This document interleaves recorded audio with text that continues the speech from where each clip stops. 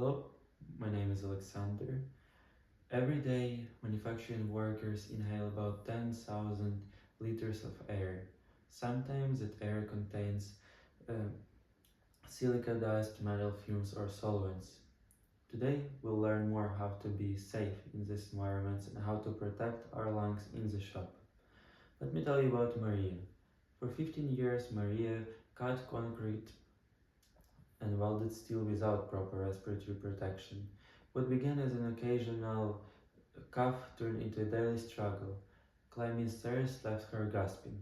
Unfortunately, after a doctor's visit, she was diagnosed with COPD, which stands for chronic obstructive pulmonary disease, as well as silicosis. Both of those diseases are irreversible.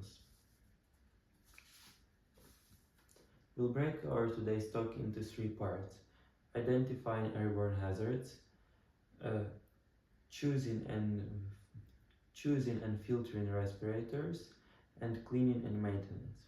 First, the hazards.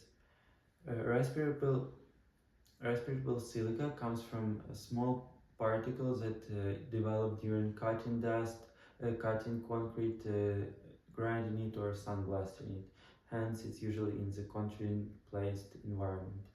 These are very tiny particles, and they go through our nostrils, they go through our throat, and make all the way to the alveolus.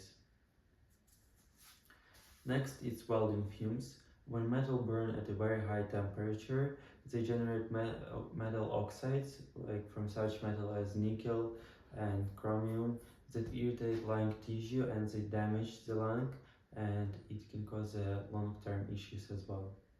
And finally, we have our organic solvents that are most usually used for cleaning and degreasing. The first one that comes to mind for most of the people is usually Acetone, as it used it a lot of manufacturing, and from my experience I used it in my occupation as well on a daily basis. So these chemicals can inflame and be very dangerous for our lungs as well.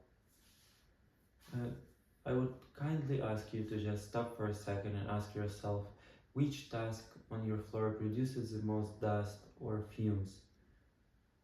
Please just think about it and keep that in mind as we move on.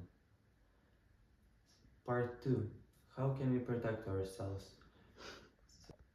First and foremost, our first shield of protection is PPE. For the respiratory, for our lungs, it's going to be respirators. It can be either full face or half face respirator, however, we still need and we are obliged to use it. Before using it, we need to pass medical clearance, especially for the people who are struggling from asthma or any of the heart diseases. Once we do that, we have to go through them. We have to go through the choosing of right filter. For aforementioned acetone and dust, it would be different filters. As an example, for dust, it would be usually something like P1000 or N95, and for organic solvents, it would be a bigger cartridges that will say organic contaminant. After we do that, we have to check our ceilings every time before we use. When we put our face mask, we need to check that there is no compromise, no leaking, and it sticks to your face clearly. Also, there is a restriction on hair on our faces due to the fact that it has to be steel. And thirdly, it's cleaning and maintenance. We do have, so first and foremost, we need to change our filters. You can make a weekly log for it, or you can keep your records somewhere else, but please do double check how often do you need to change your filter, either weekly, monthly, and make sure you do change it, because it is very important. As the farther you go, the more dangerous it becomes to you to use an outdated filter. Secondly, we have to clean the respirator as well. So to clean itself, we have to deassemble the parts. Again, it also depends on the type of the respirators that we use, but we usually need to take off the inner part that covers our face and to clean it with mild soapy water anything like this that's not going to be toxic for our body.